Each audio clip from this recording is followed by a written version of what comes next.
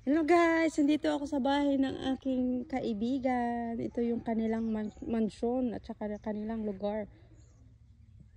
Ito yung bahay nilang malaki. Yung mansyon nila.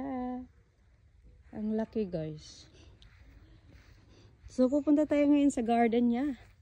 Ito yung kanyang garden oh. Ay, ang ganda ng mga bulaklak.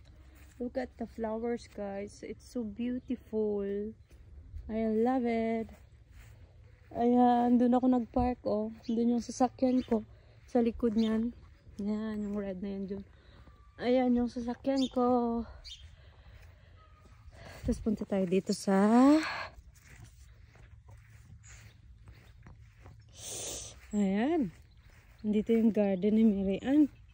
Kalaglagan na yung kanyang apple. Ayan oh. Ayan. Daming apple. Kalaglagan lang.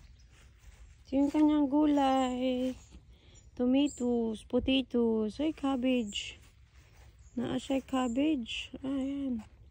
So guys, thank you for watching. Bye! Please give me a thumbs up guys. Thank you so much.